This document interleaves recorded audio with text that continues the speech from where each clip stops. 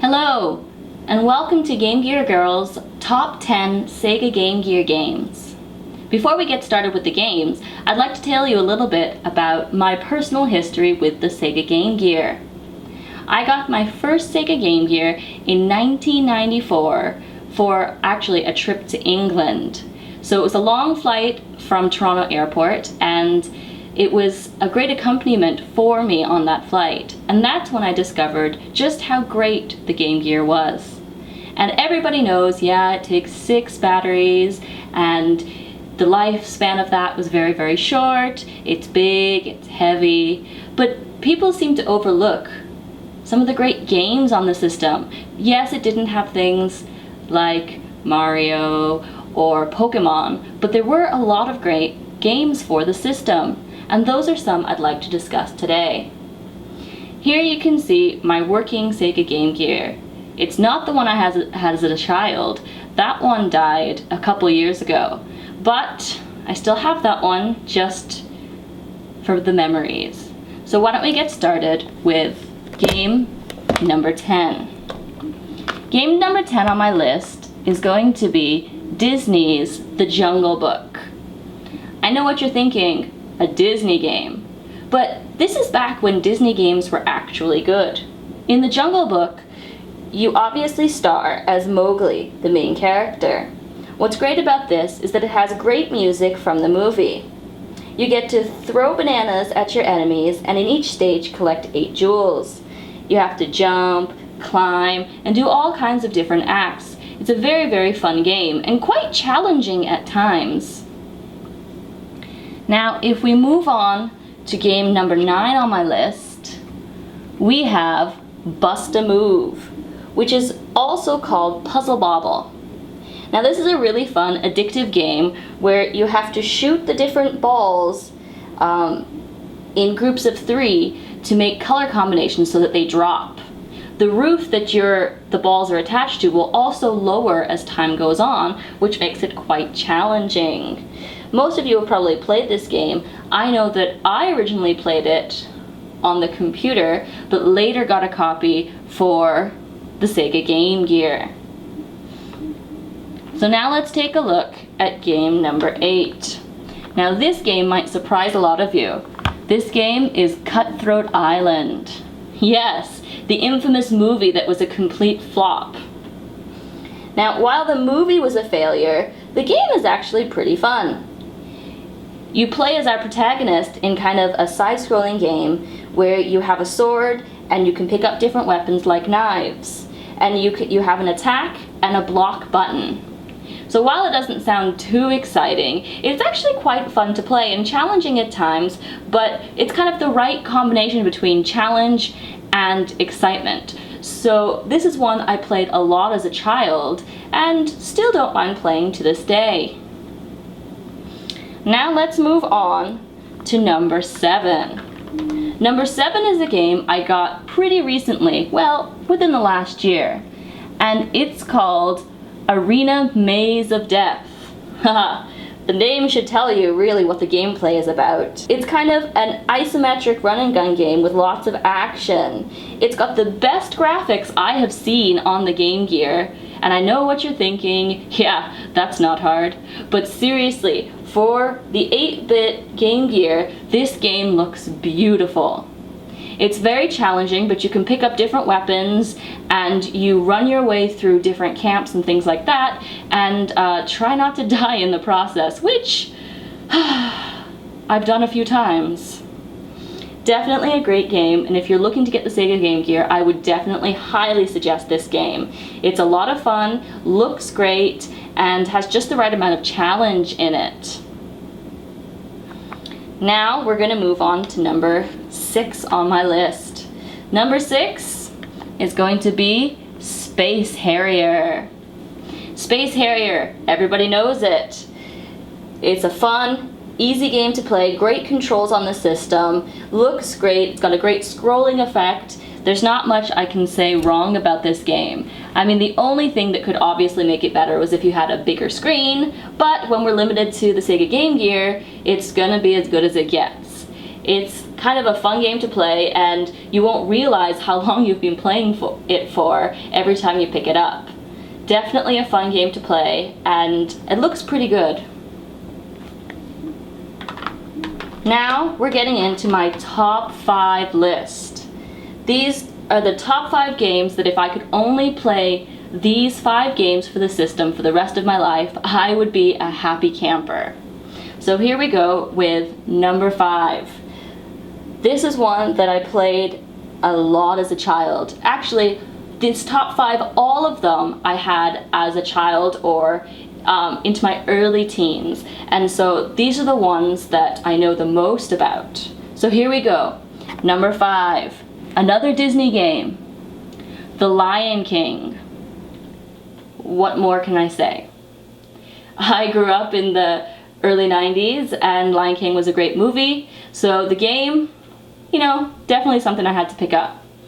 So The Lion King has the music from The Lion King, which is great. You start off as young Simba, and you play through the different stages. You have to jump, you have to avoid enemies, you can actually jump on the enemies and kill them with your claws, and you have a roar that stuns enemies. It also has really fun bonus stages with Timon and Pumbaa, where you have to catch different insects and avoid different things. So that's actually a really fun game to play. So not only is each level really fun and exciting, but it has great bonus levels. All right, moving on to number 4.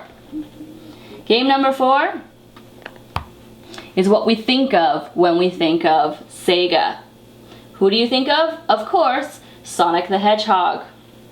Now, while there are several other Sonic games on the Game Gear, and a lot of people do love Sonic 2 because of the spin attack and things like that, I would have to choose Sonic 1 as the ultimate Sonic game for the Sega Game Gear. It has very many varied levels with you follow the map throughout the game, and it's just a whole lot of fun to play. It's very fast-paced, and to me, it's the quintessential Sonic game for the Game Gear. Now, if we move on, we're getting up there now to game number 3. Game number 3 is going to be another puzzle game. Here we have Columns. And as you can see, my copy is a little bit dirty from the label, but otherwise, still a perfect game. Now, Columns has great music, very addictive gameplay, and it was the pack-in game with the Sega Game Gear for a point, which means it's obviously a great game. And you know what? It did give Tetris a run for its money.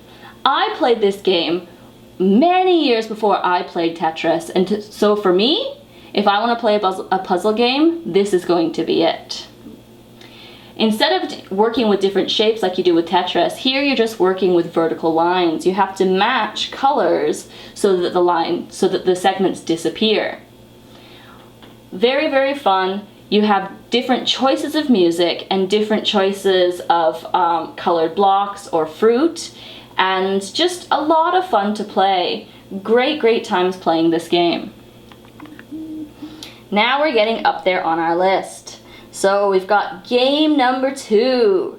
Game number 2, spent a lot of time playing this. It is Primal Rage. Yep, that's right, an arcade port. You know, you think, well, you've only got 2 buttons on the Sega Game Gear, so how fun can it really be?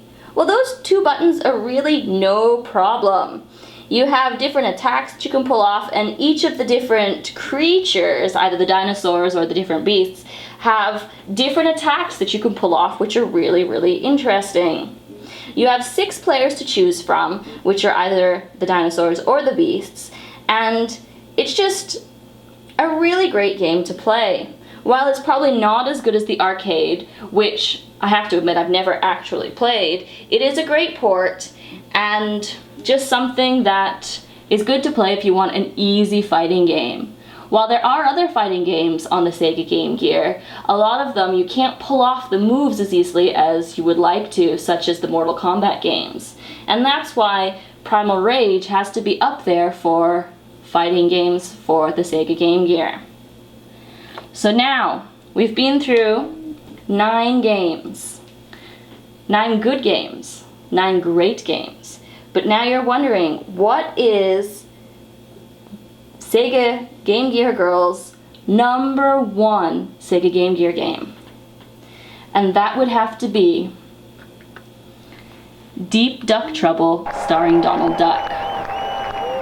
Now, while this is quite a short game, it's still very, very fun. Here you obviously play as Donald Duck, and you have to go on an adventure to save Uncle Scrooge, who got cursed by taking a pendant from this uninhabited island.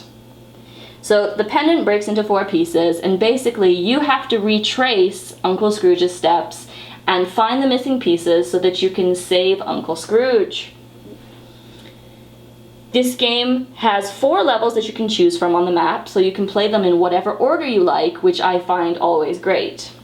Because you never always want to start on the same level. Sometimes you just want to play that level you're maybe not as good at so you can get some good practice in. And that's definitely what I did. There's one level in which is an underwater level, and the boss for that level is a shark. And that shark is definitely the hardest to beat. Not so much the shark itself, but you have to avoid obstacles while you swim back up onto the ship. And it may seem easy, but those obstacles have spikes, and you're going pretty quickly. So it's a lot of trial and error and a lot of memorization for that part. Otherwise, it's a lot of fun to play, and come on, it's another Disney game. So that's why Deep Duck Trouble is a really great game. Not only does it have hard bosses and gives you variation by letting you choose the levels, but also you have things like chili peppers that make you run faster if you eat them. And so the gameplay itself, you have different enemies in each stage, you can choose your stages, and it's just a whole lot of fun to play. Hopefully you liked my top 10 games. I know it was a little bit subjective, but I mean, what top 10 list isn't? I've tried to show you the variety that comes with the Sega Game Gear. In the future, I would like to do more in-depth videos on each of the games, plus all of the other games that I own. Currently, I have 96 out of the around 363 Sega Game Gear games that were released worldwide. I know there's 233 for North America alone, and so hopefully I'll get there one day. But anyway, hope you enjoyed the video, and stay tuned for more in the future. Game Gear Girl, out.